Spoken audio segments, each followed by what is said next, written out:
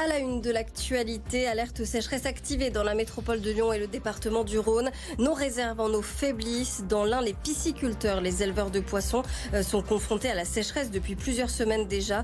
Leurs carpes, leurs brochets meurent. Ils n'ont pas assez d'eau pour vivre.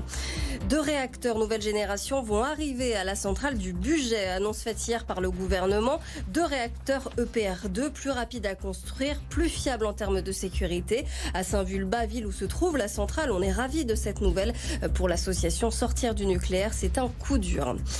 Et puis la folie des Barbie. Le film est sorti hier en salle et il attire déjà beaucoup de monde à Lyon. Eric est allé le voir déjà ce long métrage. Ce Lyonnais est collectionneur de Barbie. Il en a plus de 400.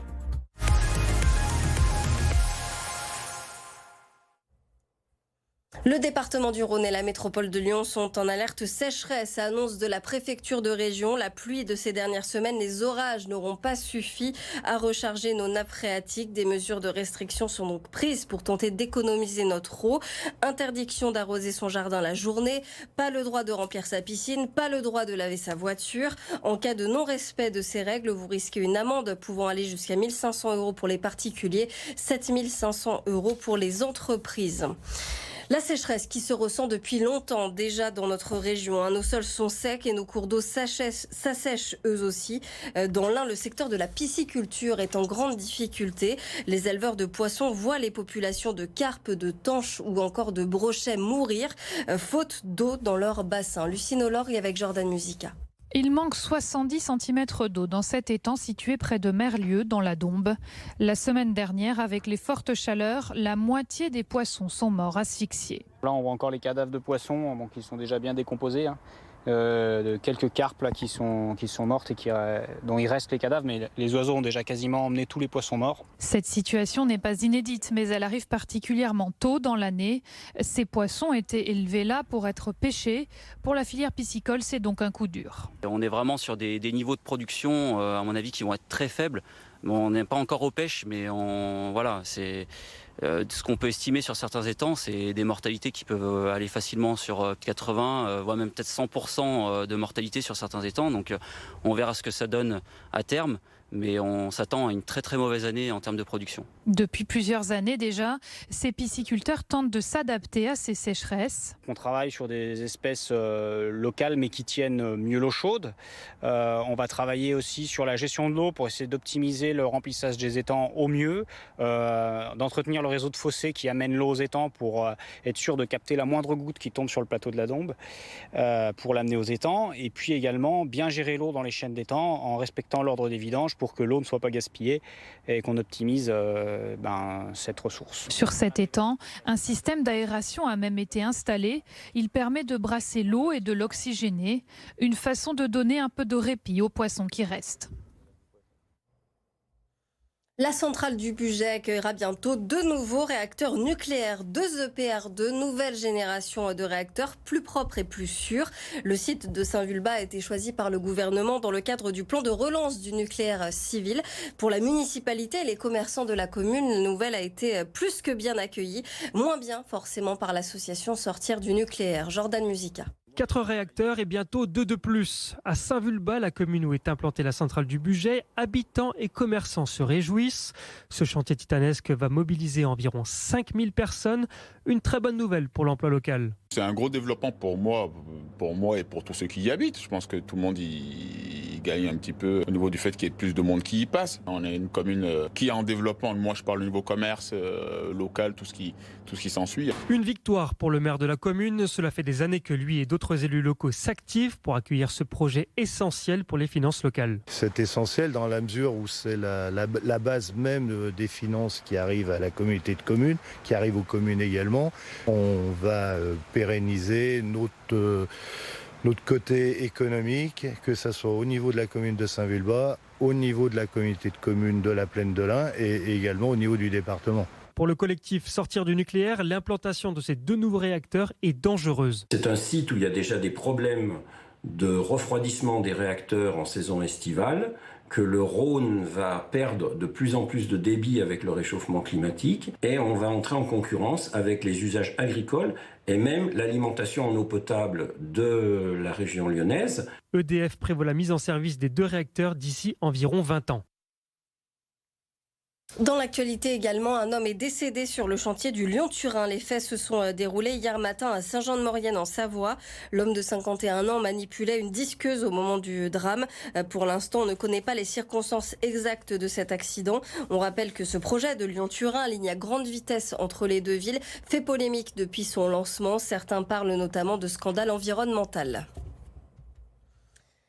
L'ancienne tour du cirque va se refaire une beauté à Lyon. L'immeuble Guillaume Bourdex est situé dans le quartier Grange-Blanche. Il accueillait il y a encore quelques semaines le Centre international de recherche contre le cancer. Il va être repensé, remanié avec des matériaux bas carbone. Le chef Christian Tête-Doigt va installer un restaurant sur le toit. Il profitera d'ailleurs des fruits et des légumes d'un potager suspendu. On aura des logements, des bureaux, des commerces. Écoutez Mathias Navarro, il est directeur général du groupe Redman, promoteur immobilier retenu pour le projet. Sur l'ensemble du site, vous aurez près d'une centaine de logements, 93 très précisément. L'auditorium Bourdex sera également intégralement conservé et transformé en lieu chronotopique avec beaucoup d'activités et principalement dédiées aux étudiants. On y trouvera notamment des repas à 1 € pour les étudiants. Et derrière la tour, donc de l'autre côté du site, il va y avoir la création de 2 nouveaux bâtiments qui seront des bâtiments extrêmement performants en matière environnementale. Et enfin, totalement en fond de parcelle, le bâtiment Latarjet qui existe actuellement sera étendu et surélevé et sera un bâtiment dédié au métier de la santé. Nous sommes jeudi aux portes du week-end. Depuis le début de l'été, forcément, c'est le moment des départs en vacances pour certains d'entre nous. Bison Futé annonce de l'orange dès demain dans le sens des départs. Samedi, ce sera rouge. Si vous préférez éviter les bouchons, la bonne option, c'est de partir dimanche. Et pendant vos vacances, vous allez peut-être profiter d'une balade en bateau. Et plutôt que d'être à bord comme simple passager, vous pouvez passer aux commandes. À Lyon, une douzaine d'écoles vous font passer le permis bateau côtier et fluvial. Flavie Rocher a suivi pour nous des élèves en formation. Et là, tribord toute. Et on va le chercher. Manœuvres et exercices de sauvetage, concentration maximum pour Sarah qui rêve de décrocher son permis bateau. À ses côtés, un autre candidat, Charles navigue pour la première fois et il est conquis. Les sensations, le fait de manœuvrer, le fait d'avoir du courant, c'est comme si on était un peu le chef de bord. Pour passer le permis bateau, comptez 5 heures pour valider le code. Pour la navigation, 3 heures de formation suffisent. Le taux de réussite à cet examen frise les 98%, mais ce diplôme a un coût, entre 300 et 500 € en moyenne. Sarah a choisi d'investir pour son loisir. Pour les vacances, j'ai pour objectif de profiter peut-être un petit peu parce que moi je passe le côtier mer, donc ça va être pour être sur Toulon, sur la mer, et surtout pour faire du jet ski et pourquoi pas du bateau et pouvoir peut-être emmener mes parents et des amis avec moi. La majorité des élèves passent leurs 2 permis à la fois, le fluvial pour les eaux intérieures, le côtier pour naviguer en mer. Ici, le vieux loup de mer, c'est Richard. Il est moniteur de bateau depuis plus de 25 ans et toujours aussi passionné. C'est plus les vacances, forcément, qui les motivent. Il y en a beaucoup qui oublient qu'ils partent en vacances, donc ils nous appellent un petit peu au dernier moment. Mais on arrive à les préparer rapidement. À Lyon, il existe une douzaine de bateaux-écoles. Il faut compter environ 15 jours pour décrocher son permis. C'est la sortie ciné de la semaine. Barbie est arrivée sur nos écrans hier. Film avec Margot Robbie et Ryan Gosling. Il nous raconte les aventures de la célèbre poupée. Et à Lyon, Eric a déjà vu le film puisqu'Eric est collectionneur de Barbie. C'est un passionné. Il a des centaines de poupées Barbie chez lui. Lauriane Pellao l'avait rencontré il y a quelques mois. C'est donc ma pièce au Barbie. Le trésor d'Eric se trouve derrière ses vitrines. 400 Barbies y sont entreposées. Une passion qui a commencé il y a 26 ans. Je suis allé voir une exposition sur les premières années de Barbie. J'ai retrouvé dans cette exposition la Barbie qu'avait ma tante Nicole, qu'elle me prêtait quand j'étais enfant. Et tout de suite, il m'en a fallu une. Donc je suis allé en brocante. Coup de chance, j'en ai trouvé une des années 60. Et voilà, j'avais mis le doigt dans l'engrenage. Barbie, Johnny Hallyday, spécial King Kong ou encore recyclée. Eric les connaît toutes sur le bout des doigts. En 77, Barbie a changé de visage. On appelle ça le visage superstar. Et on dit qu'elle a été faite d'après Farrah Fawcett dans Les Drôles de Dames. Dans sa collection, les Barbies ont parfois plus de 60 ans. Les modèles suivent l'évolution de la mode et retracent aussi la place de la femme au fil des années. Pour trouver une perle rare, c'est une véritable chasse au trésor. C'est une traque de tous les instants. Par exemple, moi, s'il y a un stagiaire qui vient au bureau, je lui demande si sa grand-mère ou si sa mère n'avait pas des Barbies quand elle était enfant et si elle voudrait bien me les vendre. Quand je vais dans un restaurant et que je vois une dame qui a à peu près l'âge d'avoir les Barbies qui m'intéressent, je vais faire exprès de parler fort de Barbie pour que peut-être elle se dise « Ah tiens, ce monsieur est intéressé, j'ai ma Barbie qui est dans mon grenier et j'aimerais bien lui offrir ou lui vendre. » Aujourd'hui, Eric est expert dans les Barbies françaises. Il a même écrit un livre sur le sujet. Sa traque est loin d'être achevée.